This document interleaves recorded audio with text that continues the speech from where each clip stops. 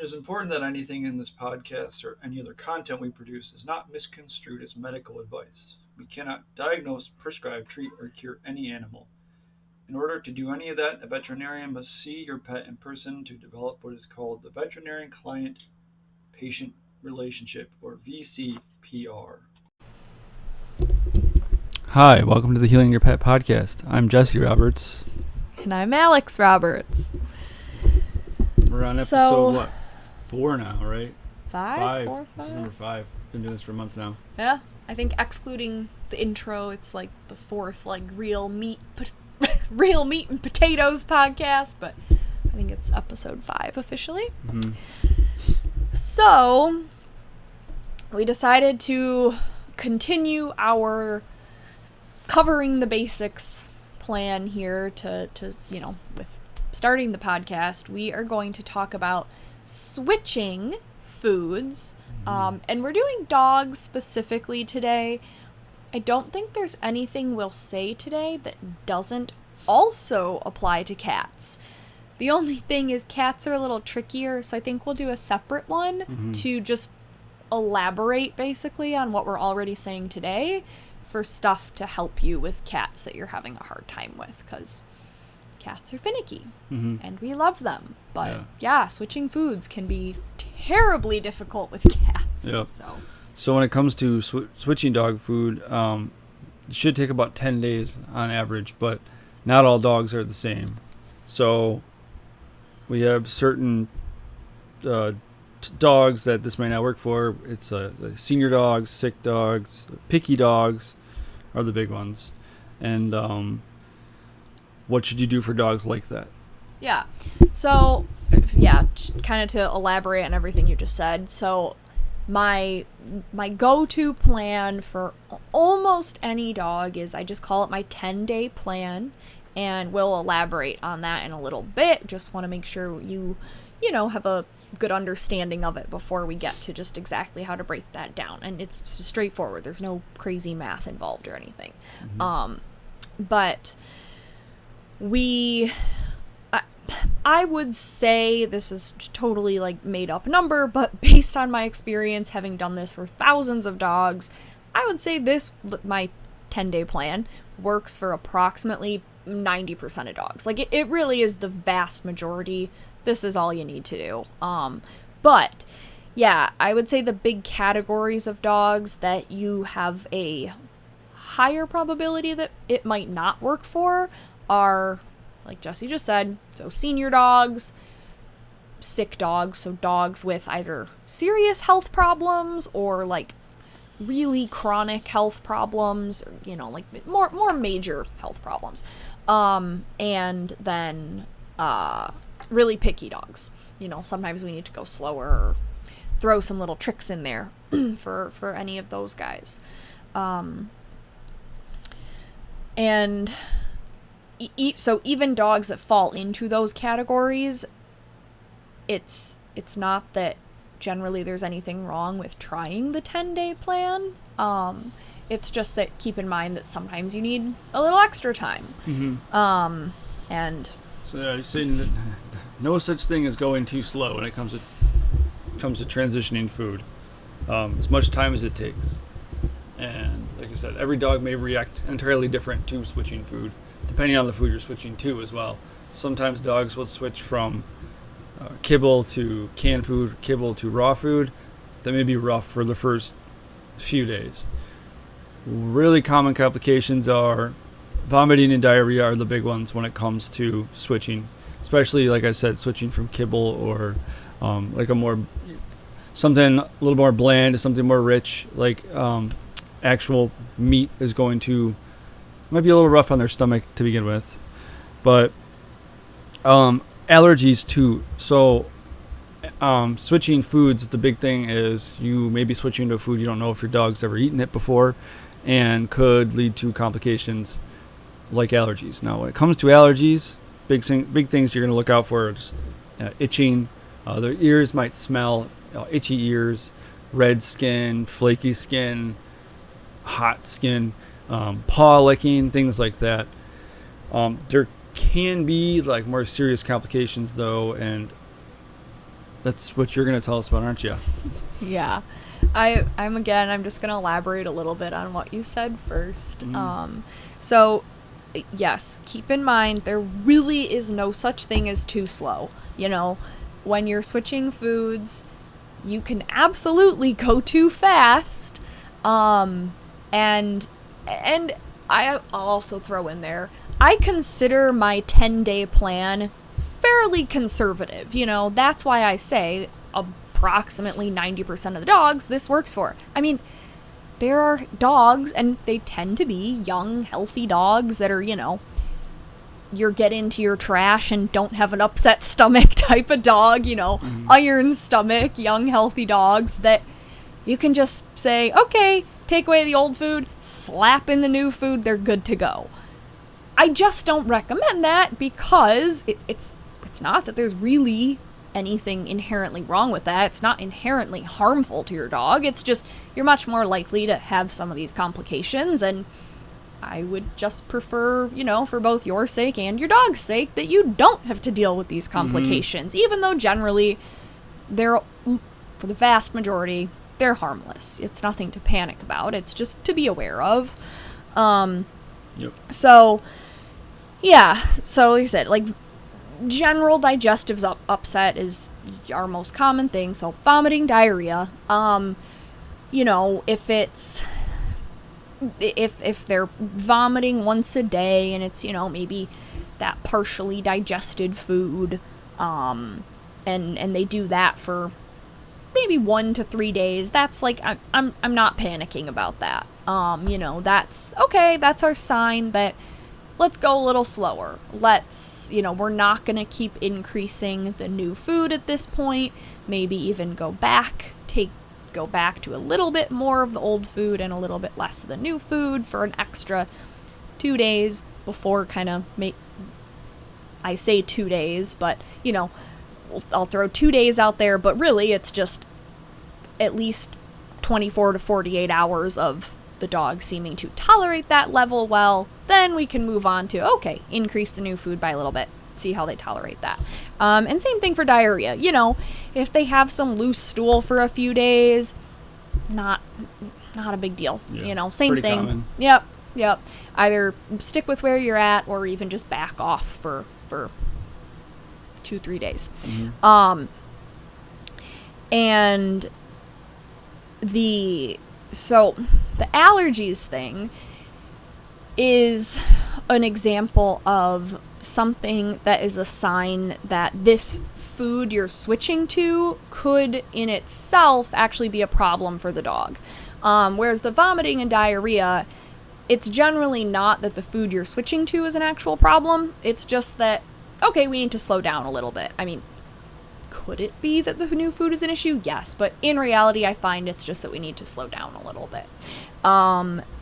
The itching, you know, these allergy type symptoms or food sensitivity type symptoms, so paw chewing, licking, if your dog's getting more itchy than usual, or if we're having like extreme violent digestive upset. So if they're vomiting blood, or if there's blood in their stool, if there's like copious amounts of mucus in their stool, if they're vomiting 3 times a day, if they're having explosive diarrhea multiple times a day, you know, somewhat common sense, like, okay, this is pretty extreme versus, they had some loose stool for a day or two, you know, or they threw up once, like, okay, they're gonna live, you know.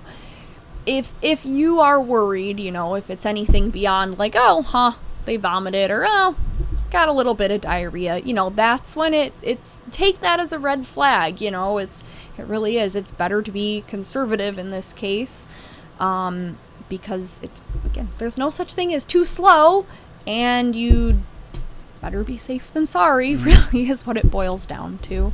But these are signs of the food you're switching to is probably not going to be something that agrees with your dog. It's probably a sign of like, all right, this is this just isn't working. bummer, we're gonna have to try something else. You know, Yeah. go back to the old food for a while, try something else. But again, that kind of mild vomiting or mild diarrhea or loose stool, it's nothing to be afraid of. So it may not be a bad idea then, right, if you're doing that and you notice these changes like lead to things like allergies, to keep track of the food you switch to and the ingredients in it, right? So you can kind of future reference rule things out. And maybe, because that could be an issue long term down the road. You may end up having these issues and you don't understand what's going on. You have to go back and eliminate things. Notice the difference between your old food and your current food and write it down, and you can kind of check things off. So when you go and switch to another food and you see the same issues popping up that have some of the same ingredients, you can kind of rule things out. So if they have serious complications, though, first of all, I'm sure the odds of that are pretty rare, but what's the likelihood it's caused by the food itself? So there's no exact number I can give you, but what I can say is out of the thousands of dogs that I've helped transition to a new food over the years, I've had one case that I heard of that possibly the process of transitioning to a new food set off a bout of acute pancreatitis in this dog. That's not something that's inherent in the food, or it's not like really a major food issue. It's just kind of set off something they already have, though, right? Likely. Generally speaking, yes, and that is definitely its own podcast episode. Okay. We're not going to get into that. But yeah, that's, I would say, in reality, as far as stuff that we could say would actually be connected to the food, that's your worst case scenario, is possible pancreatitis. And that's our big scary thing that, I mean, like I said, done this thousands of times. I have one maybe, possible case where switching foods could have caused a pancreatitis episode. Yeah. And it's unknown. We'll never really know. But and so, the likelihood really is low. But again, no such thing as too slow.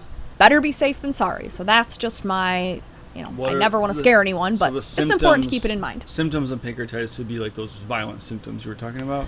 Yeah, violent GI upset, if your dog is, seems ill at all, that's scary. If your dog, if they're lethargic, if they don't seem right, if it seems like their belly hurts them, whether it's they seem like they can't get comfortable, or if you touch their belly at all and they're they tell you, ouch, that hurts, in whatever way your dog communicates that, those are scary signs. That's you need an emergency vet visit, absolutely, if any of that is happening. And I should also go back and say, when in doubt, with any of these potential side effects we've mentioned, never a bad thing to call your vet. It's I will always tell you, don't hesitate to call your vet when in doubt. Of course, seek medical advice if you are at all concerned. It's never going to hurt, right? It's going to cost money to walk in the door, but it'll, it basically, well, not worst case scenario. Worst case scenario is there's actually something wrong. But aside from something actually being wrong, worst case scenario is you spend some money to have peace of mind. And I think most of us, that's well worth it. Got it. So yeah, I think that's the scary stuff. And again, we went pretty extreme, worst case scenario, extremely unlikely, but important to be aware of, so that you do keep in mind how important it is to just be careful and go slow. Yep.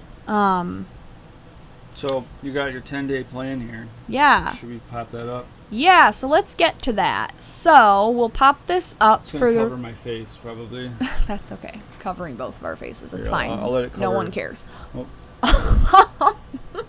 So, for those of you, if you're watching on... Now you can see you. No. Thanks. Mhm. If you're watching on, I guess, YouTube or Rumble, or you have a video, here's a little visual for you. You know, I know a lot of people are visual, so when breaking down numbers, it's kind of hard to just listen. So, basically, we start at day 1. So for days 1 through 3, you're going to take 75% of what you would normally feed of your old food, whatever that may be, and you are going to add in the other 25% of the volume or weight, if you weigh out your food, you know, depending on what you might feed, of the new food, whatever that may be, okay? So you're just sticking with, you know, your total 100% that this adds up to should just be the same volume for most people, right? You know, how many cups or whatever you're measuring in, or weight, you know, especially if you're doing like a homemade food, probably weighing it out then in that case. So we're sticking with the same total amount that you have historically been feeding. Okay, so that's days 1 through 3, 75% old to 25% new. So 3 days of that. Your next 3 days, so we're on days 4 through days 6. Easy, you just do 50-50. Take it down to just 50% of the old food, and then you're upping it to 50% of the new food. Okay? Next 3 days, days 7 through 9, we're down to just 25% of that old food, and we've upped it to 75% of that new food. And then we get to day 10, and voila, just go with 100% of the new food and ride that out. And again, as long as everything goes smooth along the way, that's all you need. Like we talked about, things to look for that you might need to slow down a bit. You know, either you could, if you do have any complications, you know, minor complications along the way, you can back off to that last, you know, that last threshold step. you were at. Yeah. Yeah, take a step down. Or if it's, you know, if it's something really minor, you know, you could just stick with that same amount as long as they don't continue with the vomiting or diarrhea. You know, if it's like one slightly loose stool, okay, maybe we just ride this out, see if that clears up, you know, maybe ride that amount, that ratio out for more than your 3 days and move on from there, as long as stools go back to looking good, you know, etc. So questions here. What if your dog's having a rough time, and in the past, people have always talked about putting like pumpkin in their food or mixing in something to slow down, you know, that reaction. Is it better to do that, or is it better to slow down even more? So there are a lot of things you can do. So like pumpkin is one. A lot of people love to say add pumpkin to the food. Adding like a probiotic or a digestive enzyme is, you know, something else a lot of people say. If we're having, you know, if nothing has changed in your dog's diet and you're having like mysterious GI upset, and, you know, again, assuming you've ruled out with your veterinarian anything serious, those are viable options. I'm not the biggest fan of pumpkin, but we're not going to go down that rabbit hole today. You know, it's not going to kill your dog. It's fine. But what would you recommend then? If you were a customer that had this issue, wanted to mix something in, what would you recommend? Yeah. So, well, what I really, in this instance, we're talking about switching foods, I would recommend nothing. Okay. I would just recommend back off. Simply because you know, cans of pumpkin are cheap, but still, you're just spending money on more stuff that really isn't necessary. Like, by how I think of it as we're switching the food. So we are consciously and intentionally making a change. And we have to be aware that making, you know, that change itself might cause some hiccups. And we already have a solution to that change because we know that prior to this change, we weren't having these hiccups. So solution is back off a little bit, you know, head backwards, you know, back in the direction that we were at prior to making this change. And it's almost always all you ever need. Now, I will say, just for fun, giving your dog a good quality probiotic and or digestive enzyme really never hurts. It's always a good thing. I mean, if every dog on the planet was given a good quality probiotic and digestive enzyme on their food, I'd be happy as a clam. However, I would say wall switching foods is actually a bad time to try a probiotic, any new product, period. Because, again, we're making this change. We're aware this change could potentially cause some minor issues. And if we're simultaneously, if it's like, if you're thinking, I want to be like super conservative and really make sure that, we don't have any problems here, so we're going to start switching this food, and I'm going to simultaneously start adding a probiotic and or digestive enzyme to the food, right? We're going to beat it, before any issues rear their head. Well, then if you start having issues, it could actually be an issue from that new product, that probiotic or digestive enzyme you're adding. It's fairly unlikely, but sometimes there are ingredients in whatever product you're using that could cause an issue for your individual dog. So that's a good reason to say it's just a bad timing to start any new product, including a probiotic or digestive enzyme, as much as I would love your dog to be on a probiotic or digestive enzyme in the long run. Gotcha. Yeah. So, ow, sorry. One of our 3 complications was possible picky dog. Picky dog, a big reason was complicated. For the complications of when it pertains to a picky dog would be they don't want to eat the food. So, is that a reason to just give up trying to feed the food? No. Right.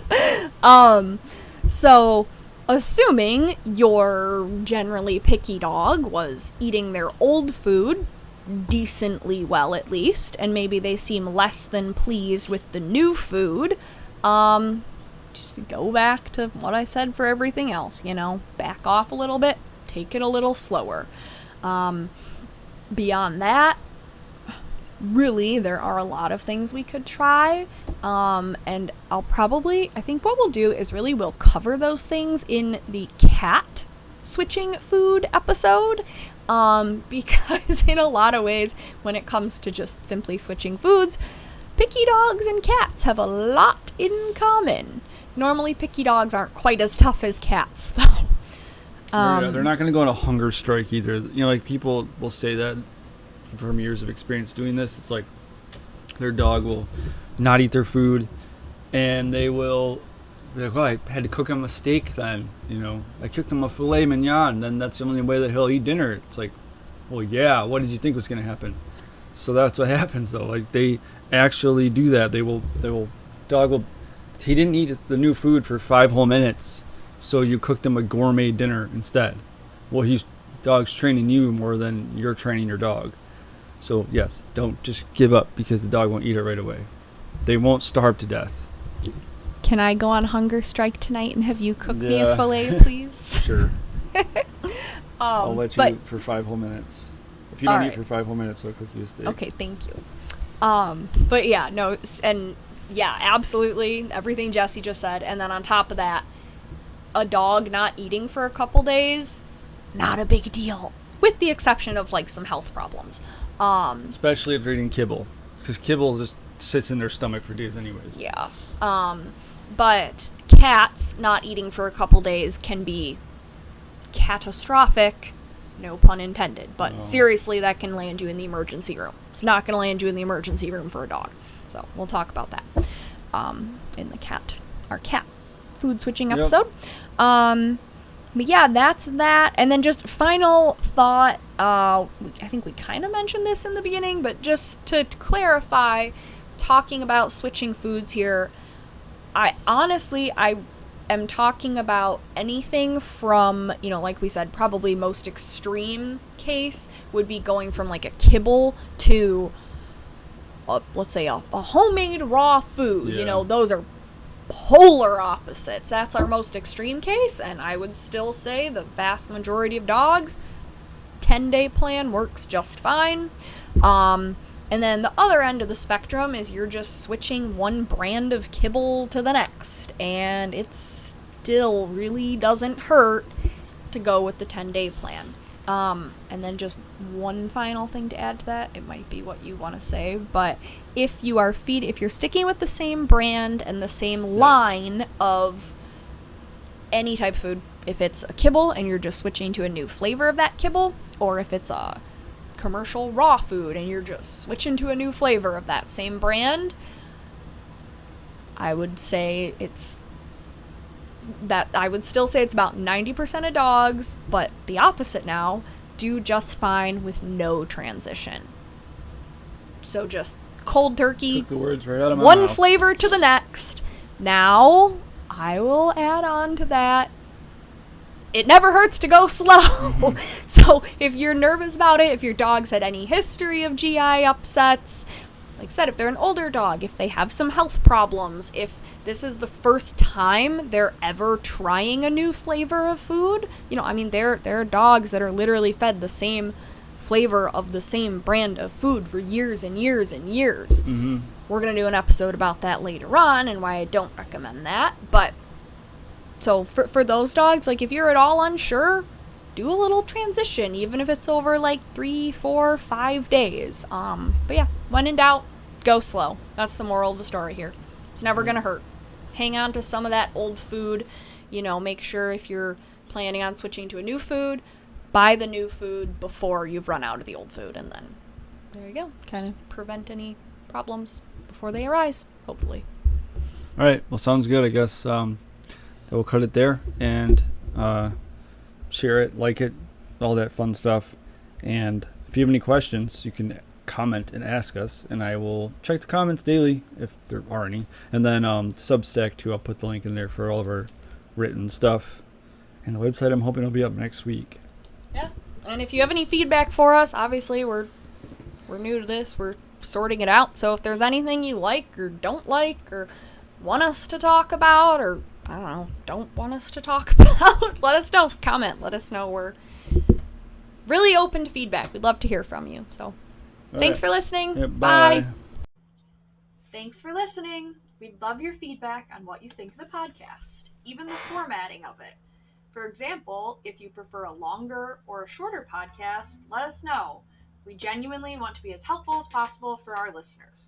And of course, share this with your friends and family so that we can help their pets live their healthiest lives possible. You can find us wherever you get your podcasts, and we post a video version on the major video streaming platforms. Wishing you and your furry family members good health. Bye for now.